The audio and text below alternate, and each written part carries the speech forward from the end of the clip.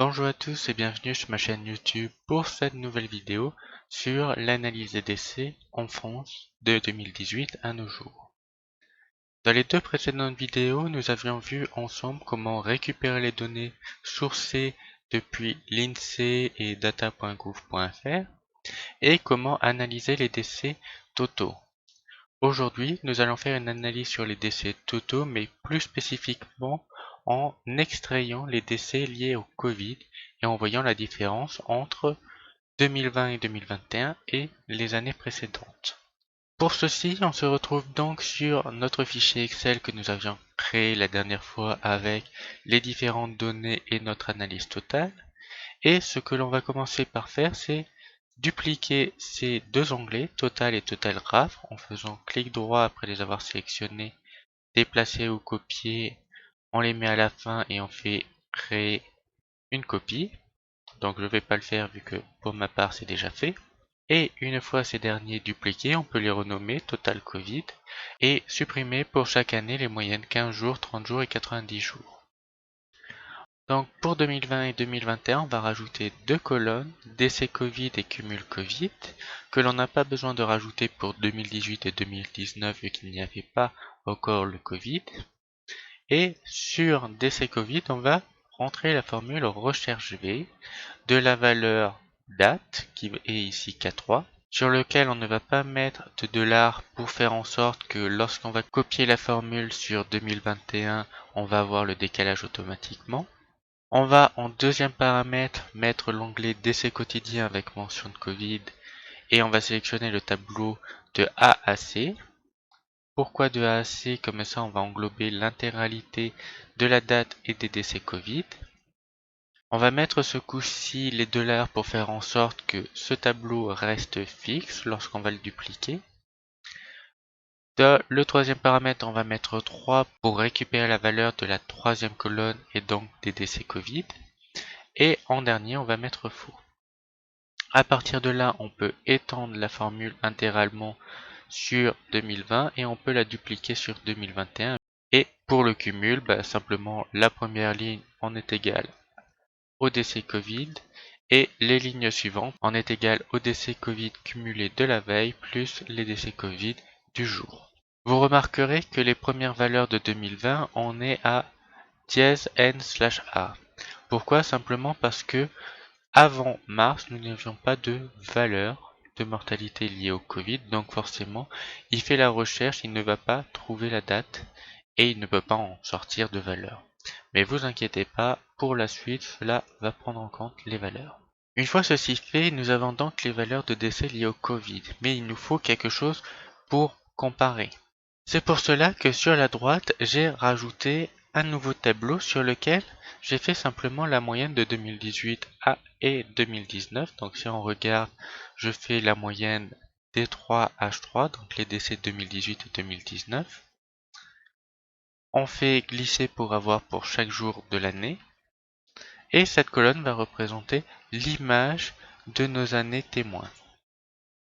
Mais ces images ne vont pas suffire parce que on se retrouve avec des décès Covid d'ordre de grandeur de 1 à 600 décès par jour, alors que sur le total, on est aux alentours de 2000.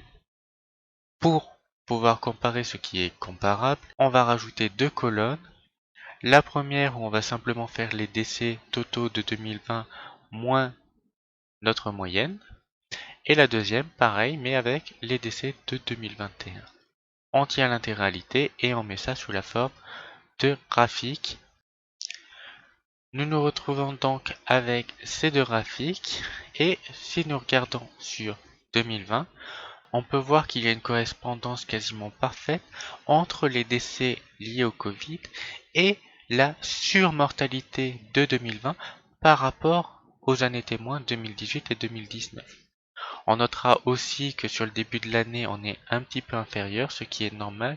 Comme on a pu le voir dans la vidéo précédente, on n'a pas eu de pic de mortalité hivernale en 2020, donc forcément la différence est négative. Mais ce graphique-là pose une problématique que l'on va voir par la suite. Si on va sur 2021, on a des données déjà un petit peu plus réalistes. on voit que sur le début de l'année, les décès liés au Covid sont supérieurs à la surmortalité 2021. Ce qui est plus cohérent, on va le voir avec la problématique juste après.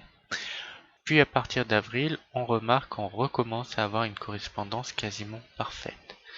Enfin, il nous manque des données par la suite parce que les chiffres de l'INSERM mettent un certain temps à se mettre à jour, ce qui explique le manque de données sur la fin de l'année. Maintenant, quelle est la problématique de laquelle je parlais? Prenons sur les années 2018 et 2019 100 personnes. Ces 100 personnes vont mourir de vieillesse, de maladie, d'accidents, de voitures, de la vie courante et de choses diverses et variées. Nous nous retrouvons donc avec une mortalité de 100% qui est notre témoin. Si on fait les calculs sur le cumul de 2020 divisé par le cumul de 2018 ou pareil 2020 à 2019, on voit qu'on a une augmentation d'approximativement plus 9 à plus 10%. Ce qui veut dire qu'on va avoir approximativement 9 décès en plus sur l'année 2020. Maintenant, la question qu'on peut se poser, c'est vu que la surmortalité représente exactement la mortalité Covid, ces personnes qui sont décédées sont forcément décédées du Covid. C'est la correspondance parfaite. Ce qui signifie donc que l'intégralité des 100 personnes qui auraient dû mourir de vieillesse sont mortes de vieillesse. Pareil pour les maladies, l'intégralité des personnes qui auraient dû mourir de maladie sont mortes de maladie, qui auraient dû mourir d'accident de voiture sont mortes d'accident de voiture, etc. C'est là qui est la problématique. Il ne peut pas y avoir une correspondance parfaite parce qu'on sait très bien que le Covid a tué majoritairement des personnes âgées. Ce qui veut dire que les personnes âgées sont mortes moins de façon naturelle et plus du Covid. De la même façon, sur la période de mars, nous étions confinés. Nous ne pouvions pas rouler pour aller au travail, rouler pour aller dans tes loisirs, donc il y a forcément eu moins d'accidents de voiture. S'il y a eu une correspondance parfaite, cela veut dire forcément qu'il y a eu une augmentation de la mortalité liée aux maladies ou à des effets divers et variés qui ne sont pas encore référencés, d'où le petit point d'interrogation.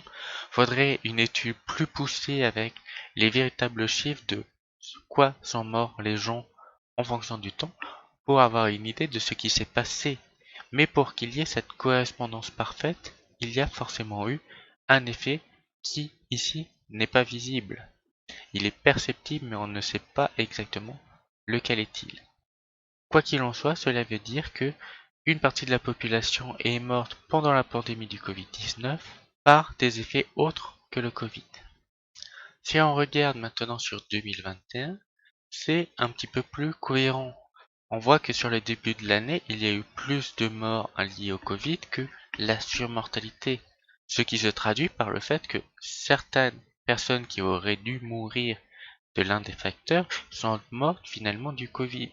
Là, c'est cohérent. Certaines personnes qui auraient dû mourir de vieillesse sont mortes du Covid à la place. Ce qui fait qu'on a bien une diminution, on a peut-être logiquement une similitude de la mortalité liée à des maladies. Les personnes qui doivent mourir de cancer continuent à mourir de cancer, mais c'est déjà plus cohérent. C'est pour ça que je dis véritablement les données de 2020 sont assez perturbantes. Cela reste une analyse très macro. Je n'ai pas de détails sur les mortalités de chaque catégorie. Il faudrait savoir, est-ce que la surmortalité venait du fait que les personnes ont plus bricolé chez elles, du fait que les personnes ont déprimé, de l'augmentation du taux de suicide, du fait que l'on n'a pas diagnostiqué et traité des maladies de façon précoce, ce qui fait que les personnes en sont mortes. Voilà énormément de facteurs qui ont pu jouer sur cette surmortalité en 2020 et qui doit aussi se traduire en 2021, même si elle est moins visible. Mais on peut quand même se poser des questions. Comment pouvons-nous avoir une correspondance parfaite sur 2021 entre la surmortalité et les décès liés au Covid? Voilà, j'espère que cette vidéo vous aura plu. Je vous rappelle que vous pouvez télécharger gratuitement dans la description de la vidéo le support PowerPoint avec les différentes notes que vous pouvez relire, réanalyser et partager. Si vous avez aimé, n'hésitez pas à lâcher un pouce bleu et à partager sur les réseaux sociaux. Et n'oubliez pas, on peut débattre de tout, même des chiffres.